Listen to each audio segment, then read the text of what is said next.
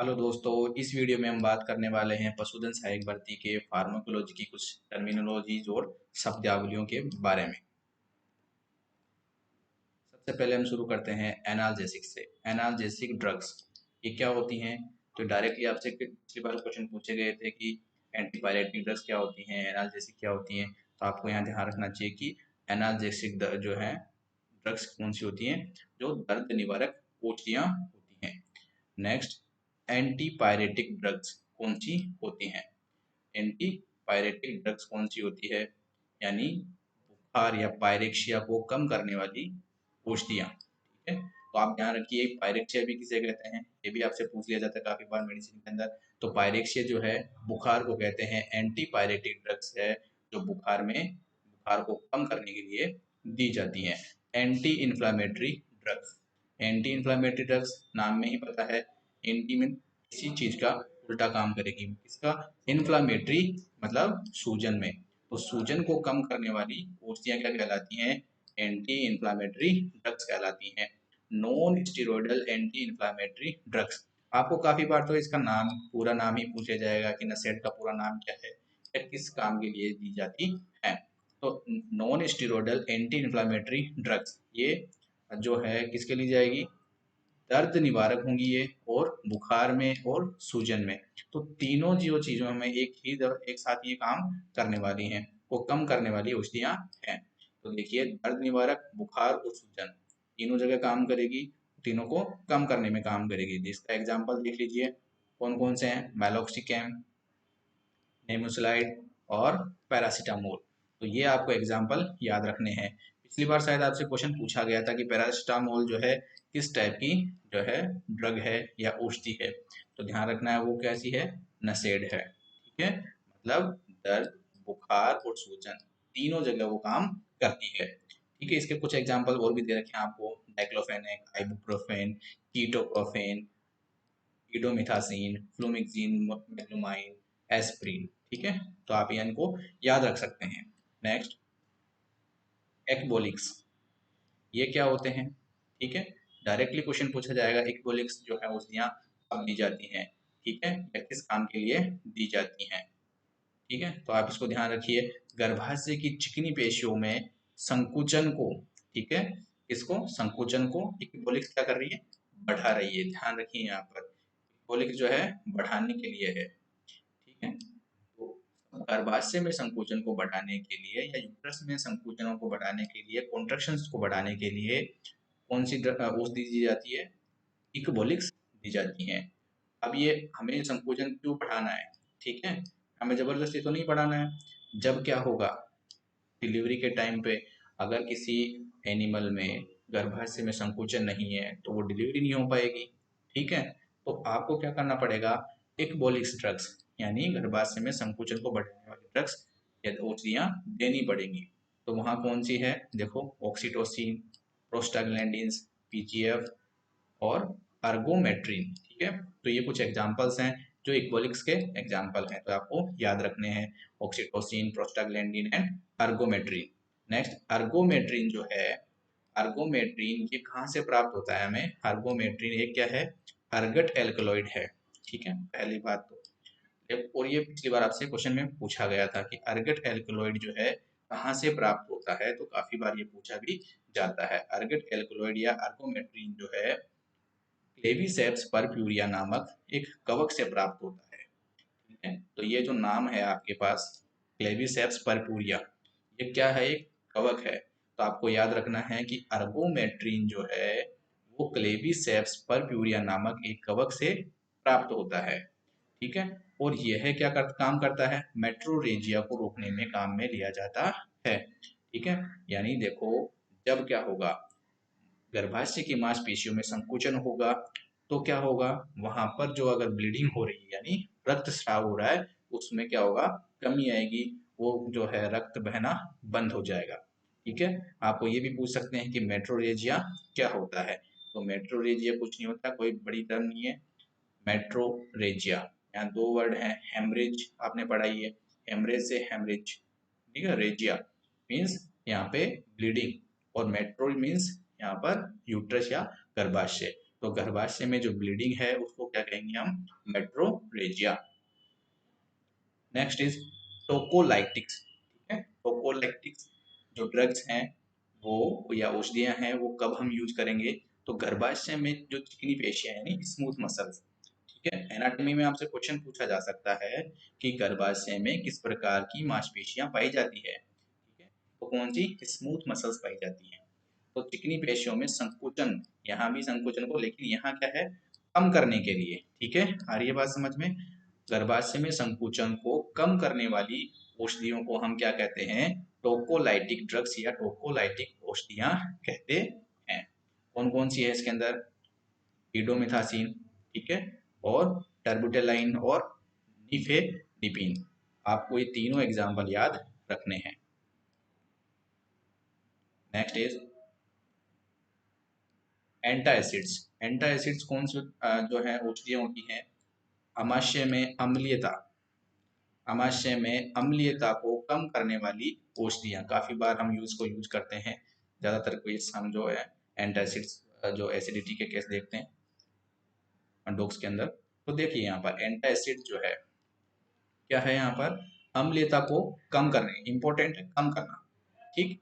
देखिए यहाँ पर, ये यहाँ पे गलत टाइप हो रखा है यहाँ पे,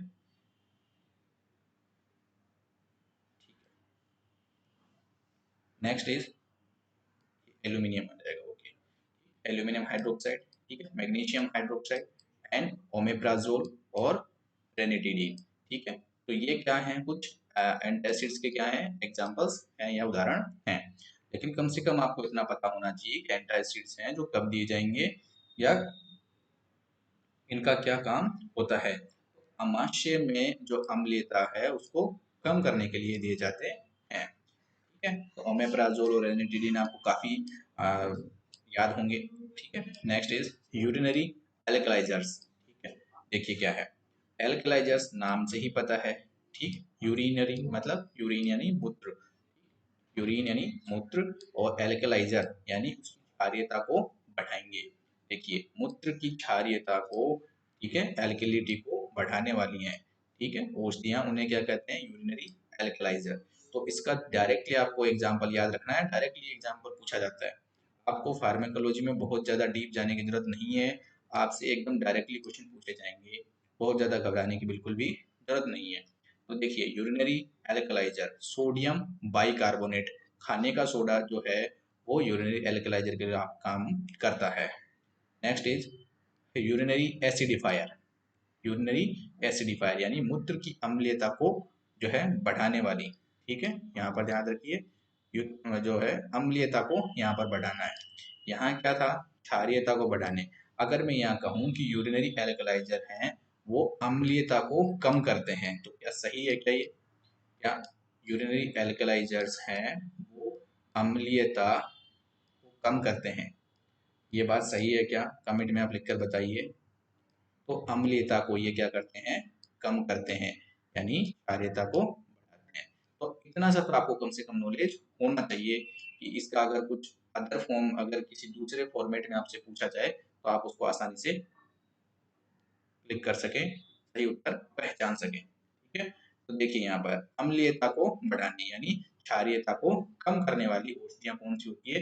यूरिनरी एसिडिफायर्स, ठीक है। तो यहाँ पे कौन से उदाहरण है इसके? Ammonium chloride, calcium chlorides, vitamin C और सोडियम एसिड फॉस्फेट, ये सारे क्या हैं? यूरिनरी एसिडिफायर्स हैं, ठीक है। आपको ध्यान रखना है इन चीजों के बारे में। नेक्स्ट इज यूरिनरी एंटीसेप्टिक्स, ठीक है, यूरिनरी एंटीसेप्टिक्स, मूत्र एंटीसेप्टिक्स मतलब अब यहाँ पे संक्रमण को रोकने की बातें चलेगी, यानी मूत्र मार्ग के जो संक्रमण है उनको रहित करने वाली, यानी संक्रमण को कम करने वाली या संक्रमण को खत्म करने वाली जो है औषधियां हैं उन्हें हम क्या कहते हैं? यूरिनरी एंटीसेप्टिक्स कहते हैं। यानी यहाँ पर कौन कौन सी आएगी? नेलिडिक्सिक एसिड, ठीक है, उदाहरण आप हमेशा याद रखें इनके बारे में, और हेक्सामाइन, नाइट्रोफ्यूरोनोसन। नेक्स्ट इज डाईयूरेटिक्स, डाईयूरेटिक्स जो हैं ड्रग्स, ये भी काफी बार यूज की जाती है। तो इसके बारे में ध्यान रखना है कि डाईयूरेटिक्स क्या है, कौन सी औषधियां हैं? मूत्र की निकासी को, ठीक है, जो अमाउंट है या निकासी है उसको बढ़ाने वाली औषधियाँ क्या हैं, डायूरेटिक्स कहलाती हैं। नेक्स्ट उसके उदाहरण कौन कौन से हैं देखिए, फ्यूरासेमाइड, मैनिटोल, स्पाइरोनोलेक्टोन। तो यह आपको एग्जाम्पल यहाँ पर याद रहने चाहिए, बहुत इंपॉर्टेंट है। एस्ट्रेजेंट ये क्या होते हैं, ये कौन सी औषधियाँ हैं, श्लेष्मा झिल्ली एवं रक्त वाहिनियों में संकुचन करके उनके जो है स्राव एवं सूजन को कम करने वाली, यहाँ पर स्राव कर लीजिएगा, ठीक है, एवं सूजन को रोकने वाली औषधियाँ क्या कहलाती हैं, एस्ट्रेजेंट कहलाती है। इसमें कौन कौन से एग्जाम्पल हैं, टैनिक एसिड और कत्था। नेक्स्ट इज इमोलिएंट्स यानी डिमलसेंट। डिमलसेंट यानी यहाँ पे आपको ध्यान रखना है, शरीर के विभिन्न भागों में सुरक्षात्मक एवं सुखदायक प्रभाव उत्पन्न करने वाली जो है औषधियाँ, उन्हें क्या कहते हैं हम, इमोलिएंट या डिमलसेंट कहते हैं। तो कौन कौन से हैं यहाँ पर, सुखदायक और सुरक्षात्मक, ठीक है, प्रोटेक्टिंग नेचर में। तो देखिए यहाँ पर कौन से, जैतून का तेल, नारियल का तेल, पैराफीन, सरसों का तेल और ग्लिसरीन, ये सारे क्या हैं, इमोलिएंट्स हैं, डिमलसेंट हैं, ठीक है, आप इनको भी याद रख सकते हैं। नेक्स्ट इज स्टमैटिक्स, ये कौन सी होती हैं, आमाशय में पाचक जो रस है उसके स्राव को बढ़ाकर, ठीक है, पाचक रस के स्राव को बढ़ाकर भूख को बढ़ाने वाली औषधियाँ जो है स्टमैटिक्स कहलाती हैं। ये काफी बार हम यूज करते हैं फील्ड के अंदर, ठीक है, तो ये हमें याद रखना। और इसका उदाहरण क्या है, खाने का सोडा यानी सोडियम बाइकार्बोनेट NaHCO, यहाँ पर CO क्यों लिखा है, ठीक है, तो आप कमेंट बॉक्स में लिखकर बताइए कि खाने के जो सोडा है उसका केमिकल जो फॉर्मूला है वो क्या है। Next is मायोटिक्स। मायोटिक्स जो है कहाँ यूज की जाएंगी, पहले तो आईज के अंदर यूज की जाएंगी, ठीक है, ऑप्टिक्स, ठीक है, आपको जो लास्ट का जो वर्ड्स है वहां से भी आपको पकड़ लेना है कि जो कहाँ कौन से ऑर्गन के लिए यूज की जा रही है। तो सबसे पहले तो आंखों के लिए यूज की जाएंगी मायोटिक्स। यहाँ दोनों जो वर्ड हैं वो एक दूसरे के अपोजिट हैं। तो मायोटिक्स जो है आंखों की पुतलियों के संकुचन को करने वाली औषधियाँ हैं, जो हमारी आंखों की पुतलियां हैं उनमें संकुचन, ठीक है, तो आपको याद रखना है कि मायोटिक्स जो ड्रग्स होंगी वो आंखों की पुतलियों में संकुचन करवाएंगी। आ रही है बात समझ में। और यहाँ जो है मेड्रियासिस, मेड्रियासिस जो है या मेड्रेटिक जो ड्रग्स है वो कौन सी औषधियाँ हैं, पुतलियों को फैलाने के लिए काम आ रही है। आ रही है बात समझ में। तो यहाँ पे आपको याद रखना है कि मायोटिक्स जो है आंखों की पुतलियों में सूजन जो है, सॉरी, संकुचन जो है वो करवाएंगी, और मेड्रेटिक्स जो है वो आंखों की पुतलियों को फैलाएंगी। यदि आपको हमारा वीडियो पसंद आया तो वीडियो को लाइक कर दीजिए, अभी तक चैनल को सब्सक्राइब नहीं किया है तो चैनल को सब्सक्राइब कर लीजिए। अगर आपके कोई सुझाव हैं या कोई क्वेश्चन है तो आप हमें कमेंट बॉक्स में लिखकर पूछ सकते हैं। धन्यवाद। जय हिंद, जय भारत।